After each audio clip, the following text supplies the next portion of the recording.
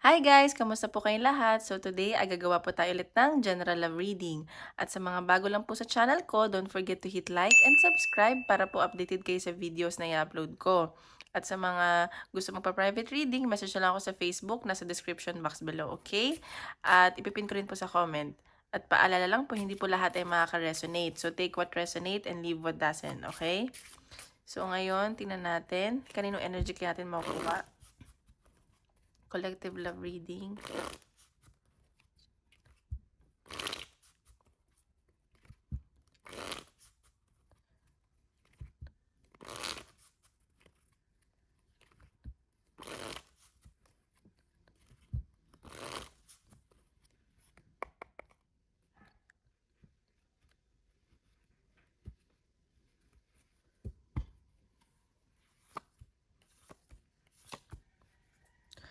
Oh, ba't naman ganito? Ay, okay. So, may nakikita ako dito, stress and umaabot sa point na hindi nakakatulog, ganyan. Siguro may mga inaayos kayo ng person mo at dumadating sa point na napapagod ka na. May nakikita din ako ditong past person. Ayan, may past person dito na mahal mo pa or mahal ka pa, ganyan, pero binitray ka nitong taong 'to. Okay, siguro naiisip mo yung mga nangyari dati, ganyan, or may third party before na na-involve or conflict kayo ngayon. Ayan, so parang may nai-stress dito. Sobrang down ng energy, Ayan, 'di na makatulog kakaisip, gano'n. Gano'n yung nasa sense ko.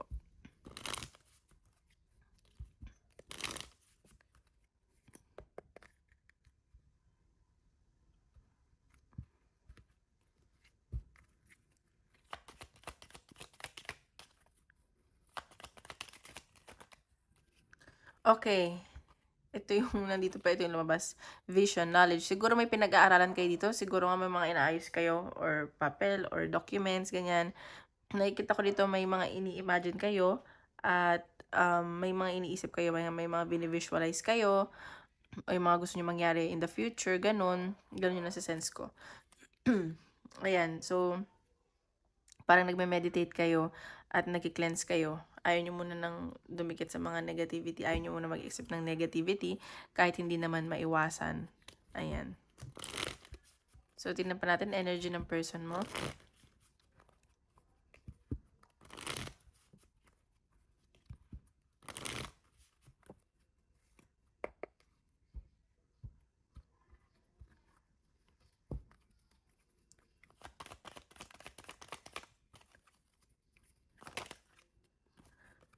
Okay, itong person mo, nakikita ko may mga iniisip to, nagre-reflect to, siguro naging toxic siya from the past or nagiging toxic siya ngayon. At sa nakikita ko, parang may gusto siyang baguhin sa sarili niya na mga nagawa niya, ganun. Parang, or baka naninibago siya sa sarili niya, hindi naman daw siya ganun dati, ganyan. Or gusto niya mag-change for the better. 3 of Wands. So, may nakita rito pag-travel. Baka inaantay ka ng person mo or siya inaantay ka ng person mo or ikaw nag-aantay sa kanya. May nakita kong pag-travel at communication dito. Knight of Pentacles, ayan.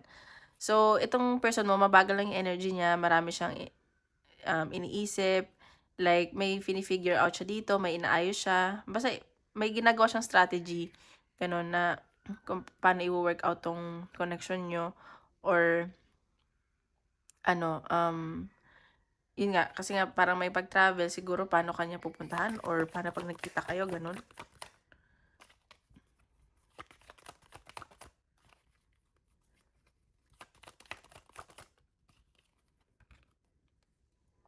Page of Swords. So, may nakita ko ditong pag-i-stalk. May stalk na nangyayari. Ini-stalk ka ng person mo at may iniisip siya. Baka may communication na dumating sa'yo. Oops! Ayan, King of Pentacles. So, baka dalawang tao yung involved sa'yo. Past and present or siya rin to. Talagang pinagbubutihan niya yung finances niya, yung career niya. Kasi pang long-term commitment to Willing talaga siya mag-commit sa'yo. Pero, alam mo yun, mabagal yung energy niya. Death card. So, may nakita akong new beginning. Siguro, nag-away kayo or may nangyari from the past, sabi ko nga, at nakikita ko dito may reconciliation. Okay? Magiging maayos naman daw. May gusto ng person mo ng new beginning. Ayan. Temperance. So, itong person mo nagdadasal or nagiging patient siya dito sa connection. Hindi siya padalos-dalos. Alam mo yun? Mas ginagamit niya yung utak niya, ganun. Ganun yun sa sense ko. 3 of Cups. So, may nakita akong celebration. Baka itong person mo nagliliwaliw. Parang tinatanggal, dinidistract niya yung sarili niya para hindi kanya maisip. Like, nakikipag-banding siya with friends or umiinom siya, nagpa-party siya, ganun. Ganun yun nasa sense ko. Ayaw niya masyadong isipin. Ayan, the sun. So, ayun, hoping naman siya na maayos yung connection nyo.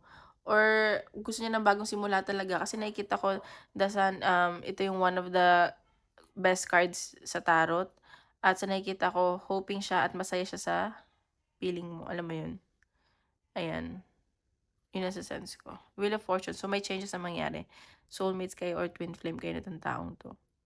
Baka may iniisip siya na baka hindi kayo para sa isa't isa, hindi kayo bagay, ganun. Kasi, pang long-term commitment talaga siya eh. So, mas iniisip niya yung future na. Alam mo yun. So, tingnan natin. Energy mo naman.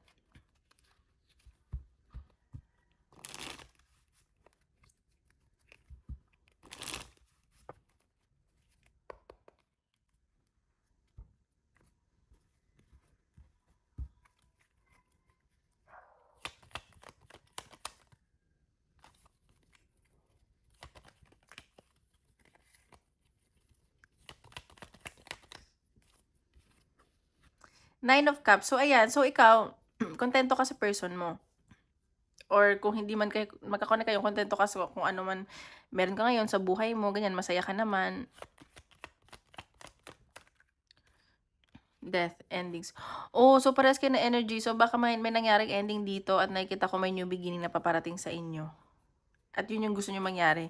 Like, magsimula kayo ulit. Napapasaya ka nitong taong to eh.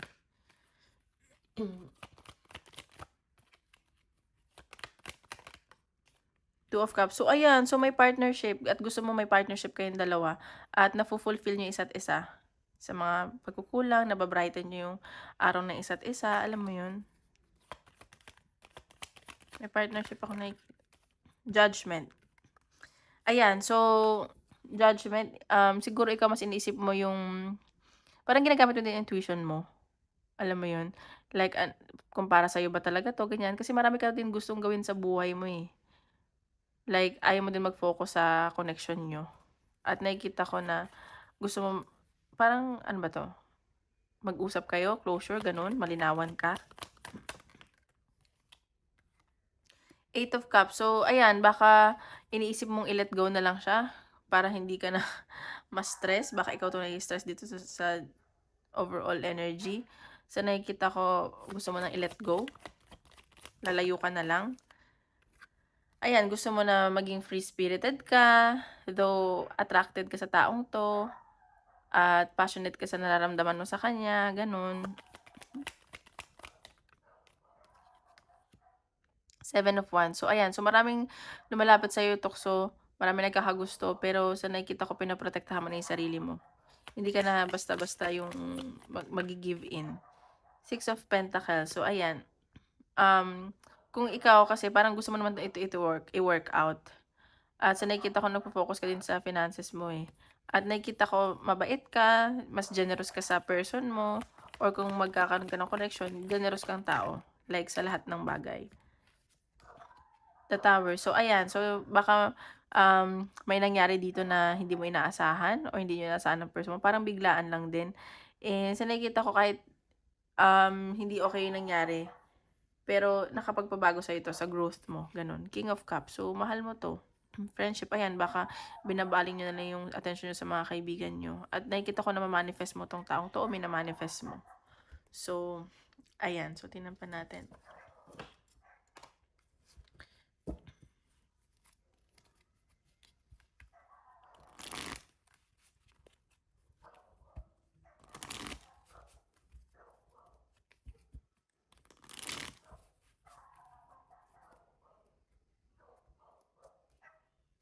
Balik.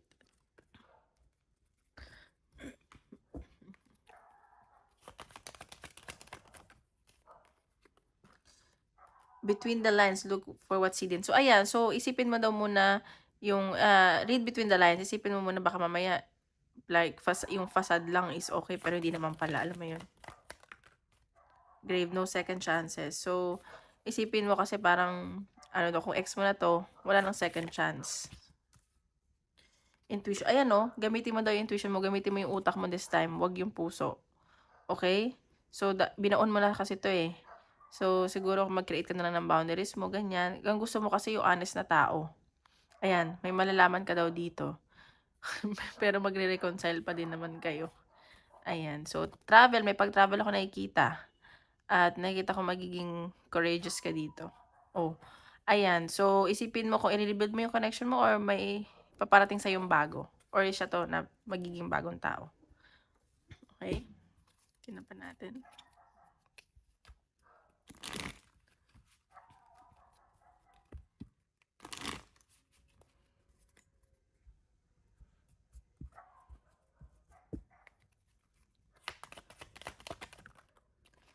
Ayan, so ito, may mga dinadasal ka daw dito, hoping na ibibigay naman daw sa'yo ni Lord or ni Universe.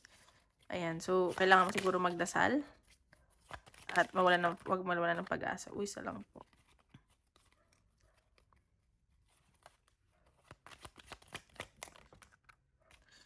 Isa lang.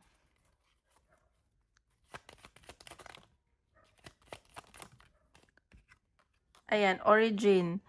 So, kailangan dito may initiate ka at like kung ano mang gusto mong gawin sa buhay mo or sa connection nyo, kailangan like pagtrabahuhan mo din, paghirapan mo, ganun. Kailangan mo talaga mag-invest.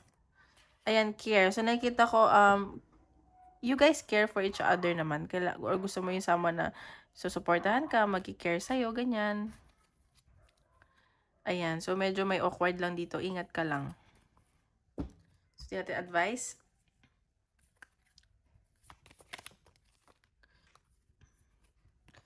Change one thing today, start small. So, ayan. So, kung may gusto kang baguhin sa sarili mo, unti-untiin mo. Like, alam mo yon, lahat naman tao may mga flaws at mistakes. Hindi naman, porket may nagawa kang pagkakamali is bad person ka na. So, ayan. So, ang pagbabago naman is, hindi naman yan overnight. It's a process. So, ayan. Kung may gusto kang baguhin, like, simulan mo na ngayon. Whatever it is. Okay? So, ngayon, sa career naman tayo. Okay guys, don't forget to hit like and subscribe para po updated kayo sa videos na i-upload natin. Okay?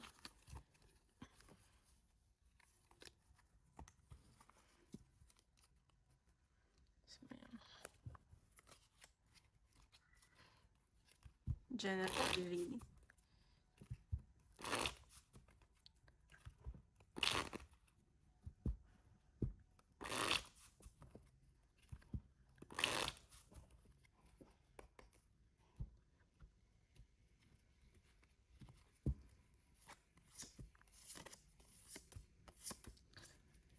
Okay, so nakikita ko dito, siguro may bago kang work or gusto mo ng bagong work and unexpected money and travel to. At sa nakikita ko, like, ingat ka lang baka may involve ka sa third party, ganun. Or, basta pinag-iingat ka dito, baka, alam mo yun, baka mag-explore ka dito, may makilala ka, ganun. Parang mababago na yung nararamdaman mo. Ayan, baka single father yung makilala mo. Diyan sa trabaho.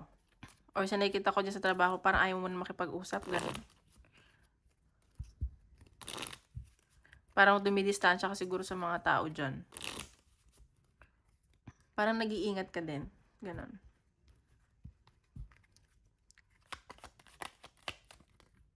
Boundaries. Ayan. So, ayan. So, kailangan mo daw mag-create ng boundaries sa sarili mo. Or ikaw to na nag-iingat.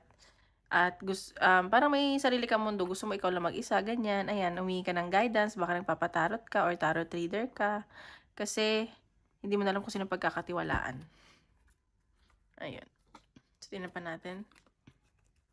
Career.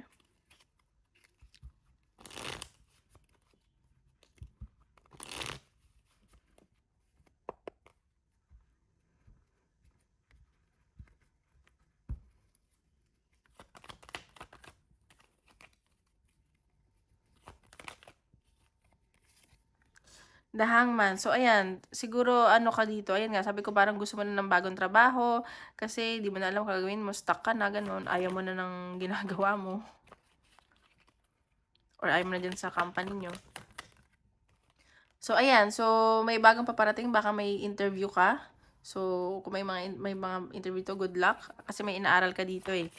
At nakikita ko, may mga, parang gagalingan mo naman, ayan oh. So, mas iniisip mo yung, magiging masaya ka naman daw dito. At, nakikita ko na, bago nga siguro to, nagiging spiritual ka, nagdadasal ka, ganun. Like, bigyan ka ng gabay, ganyan. Isa lang po, dalawa yung lumabas. Ayan, Knight of Pentacles.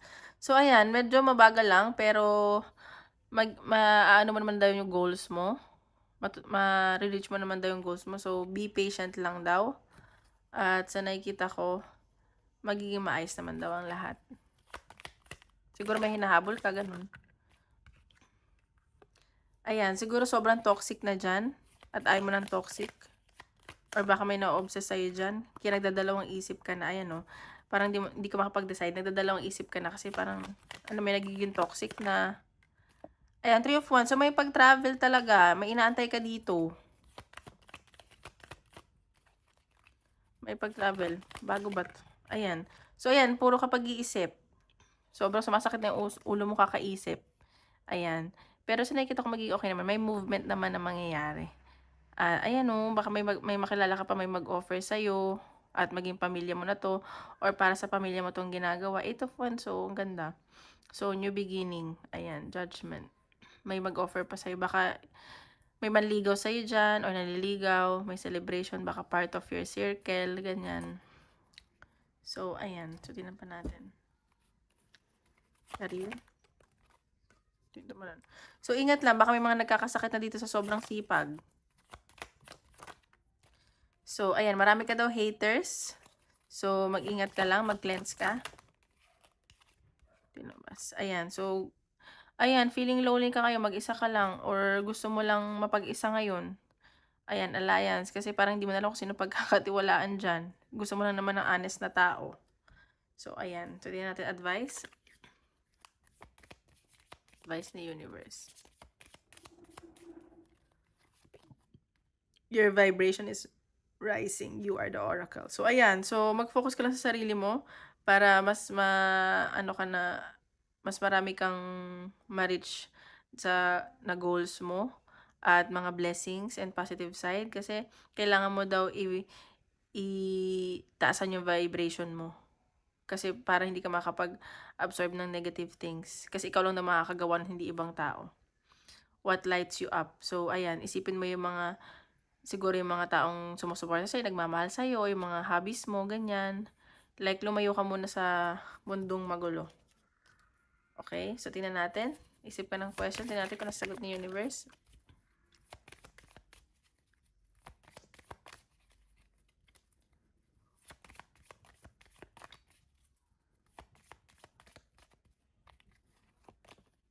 Within the next few months. Ayan. Ayan ang sagot. Within the next few months.